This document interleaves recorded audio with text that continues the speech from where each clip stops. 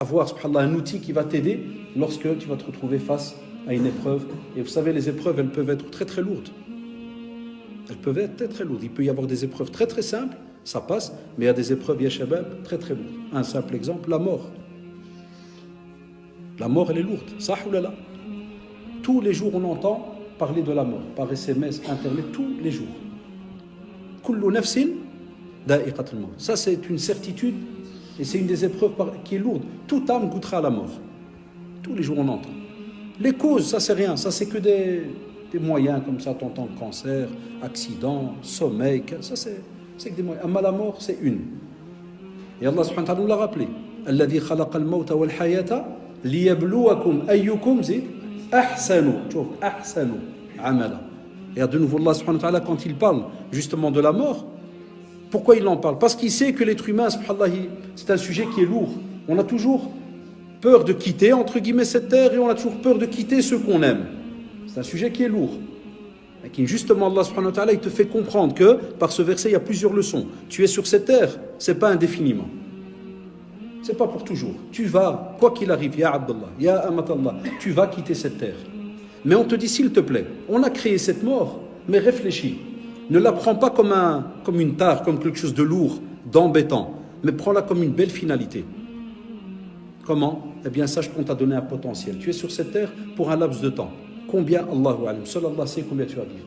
Alors profites-en. Pourquoi? Parce que tu dois préparer ta mort et préparer l'au-delà, ce qu'il y a juste après, donc ta mort.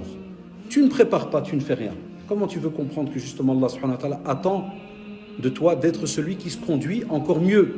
Ahsanu amala, ceux qui font encore des actes et des actions encore meilleurs que d'autres. Et normalement, on est censé, avec nos enfants, dans nos familles, autour de nous, nos amis, chaque fois on rajoute des petites actions. Et c'est là que c'est bien de montrer que, mashallah, tu es quelqu'un qui avance. Chez nous, on n'a plus cette fierté aujourd'hui de dire, on a tout mélangé en vérité. On n'a plus la fierté aujourd'hui de dire, mashallah, Allah ibarak, t'as étudié 2 hadiths, c'est bien. Petit cadeau, kada, toi combien t'en as fait? Et puis l'autre qui dit à son copain, moi alhamdoulilah j'en ai fait. Tout ça on n'entend plus aujourd'hui. Oui, on entend dans la PS 2018, je suis arrivé au level 24 et j'ai déjà acheté 22 joueurs et la semaine prochaine j'achète Tottenham et compagnie. Ouais, ça les levels, tout ça, à l'aise.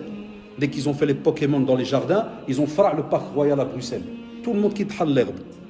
Et tu trouves des petits musulmans, tu trouves tout le monde. Je ne dis pas que c'est interdit de jouer. Hasha lillah, jamais je l'ai dit. Et je le dirai jamais. Mais ce qui est touchant, fait mal au cœur, pour les choses de la vie, tout le monde court. Mais quand il faut s'asseoir et donner une petite heure, 3/4 d'heure, une demi-heure, regardez combien pour te sauver ton âme, pour le jour de la rencontre d'Allah subhanahu wa ta'ala, là ça devient lourd. Même les parents, ils baissent les bras, pas de programme. Il n'y a rien. Combien de fois je demande aux élèves? Des fois même, je demande aux élèves, tu pries? Il me dit non. Et je dis pourquoi? Il me dit, je sais pas. Des fois, je teste. Je dis, tes parents, est-ce qu'ils prient? Il me dit non.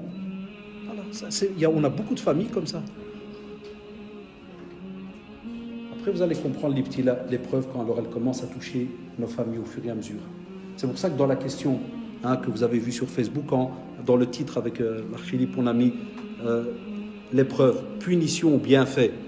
La preuve, il y a déjà même une personne qui avait répondu sur Facebook en mettant je vois ce que c'est ou bien je sais ce que c'est, et alors ils mettent des petits émoticônes avec des pleurs, comme pour dire c'est directement peut-être, là voilà, moi j'essaye d'interpréter que c'est directement pour l'aspect qui fait pleurer, qui est peut-être négatif. Là, ça dépend comment tu es sur terre. Si tu as une belle relation avec Allah subhanahu wa ta'ala, wallahi tu serais heureux quand un ibtila te touche de dire alhamdulillah, c'est qu'il y a un bien. Alors, shabab, la dureté de l'épreuve, subhanallah, elle dépend de la foi de la personne. Et le prophète sallallahu alayhi wa sallam, d'après Sa'd radiyallahu anhu, il dit, j'ai entendu le prophète sallallahu alayhi wa sallam dire, regardez, écoutez bien, il dit, j'ai demandé au prophète sallallahu alayhi wa sallam, excusez-moi, il dit, j'ai demandé au prophète sallallahu alayhi wa sallam, quels sont les gens les plus éprouvés? Il lui a dit sallallahu alayhi wa sallam, les gens les plus éprouvés sont les prophètes, puis ceux qui lui succèdent en degré. D'accord? D'abord les prophètes et puis ceux qui lui succèdent en degré. Hatta Muhammad sallallahu alayhi wa sallam et tout ce qu'il n'a pas enduré durant sa vie. 23 ans de da'wa, comme on dit, ils l'ont rendu fou. Ils l'ont arrêté de tous les côtés. Les hypocrites d'un côté, les polythéistes d'un autre côté. Des tribus avec qui il fait des pactes et puis il change d'avis. Ceux qui veulent le tuer et ainsi de suite. Adam Muhammad sallallahu alayhi wa sallam. Donc, d'abord les prophètes et puis ceux qui vont leur succéder en degrés. Et puis il dit l'homme, homme ou femme, est éprouvé selon le degré de sa piété, d'après taqwa Allah que tu as. L'ahsab taqwa li andak. D'après ta piété. Comment est-ce que tu es sur cette terre? Comment tu adores Allah subhanahu wa ta'ala? Quel genre de musulman tu es? Tu es un musulman de saison? Par exemple, un exemple. Est-ce que tu es un ramadaniste? On en a parlé, tu vois, Ramadan. Le premier dars que je vous ai donné, c'était quand? C'était ça ou là? Ramadan, c'était au mois de quel mois? Mois de mai? Cette année, mai ou juin? Mai?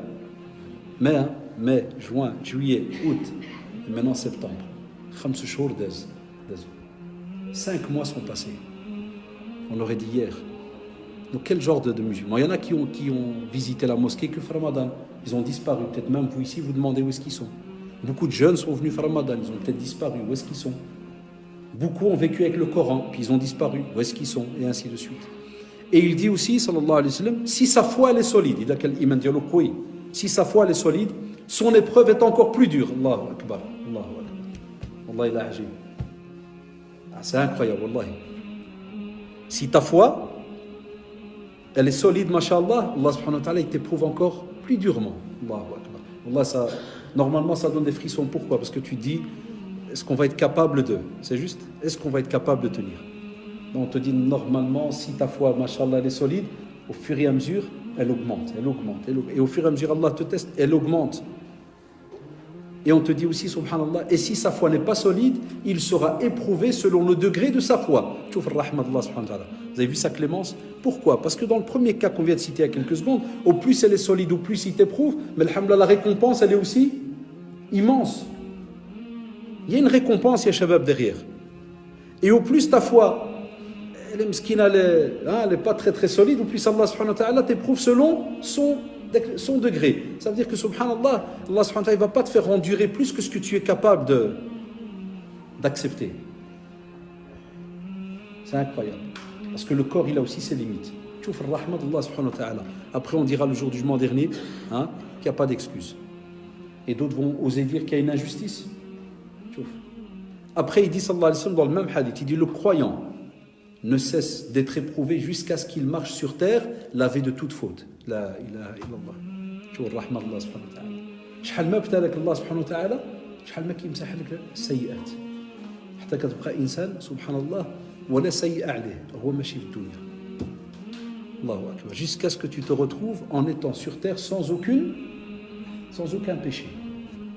Alors l'épreuve, positif ou négatif, commence déjà à changer d'avis. C'est une ni'ma immense. Alors on va voir un peu les sagesses maintenant qu'il y a derrière. La première sagesse que la plupart des savants rapportent dans ce sujet, il te dit, c'est pour voir justement avec la preuve chez toi, le croyant, de la servitude, la véritable servitude que tu as vis-à-vis d'Allah subhanahu wa ta'ala. Ça veut dire quoi? Ça veut dire la plupart d'entre nous, on accepte et on dit qu'on est tous des adorateurs de qui? D'Allah subhanahu wa ta'ala. On est les serviteurs d'Allah subhanahu wa ta'ala. La plupart d'entre nous,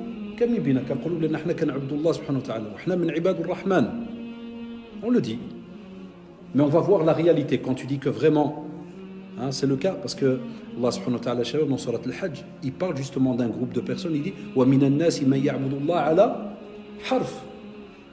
Ça sous-entend quoi? Il y a des personnes qui adorent Allah subhanahu wa ta'ala, mais ils sont vraiment comme s'ils sont sur le fil du rasoir, comme on dit. Ils sont vraiment un rat. Dès qu'il y a quelque chose de mal qui le touche, qu'est-ce qu'il fait? Il lâche tout. La preuve, on a des personnes, subhanallah, j'ai déjà eu le cas quand je travaillais au centre émique pendant des années. Des personnes viennent chez moi, oui, ça m'a vous vous parler, oui, pourquoi? Voilà, j'ai mon ami ici, parler un peu avec lui parce que il a perdu son travail hier, il a quitté la religion. J'étais encore nouveau au centre, ça m'a toujours étonné. Je le regarde le frère, je dis, quel est le rapport, ton travail et la religion? Non, je suis désespéré. Non, Allah, même pas.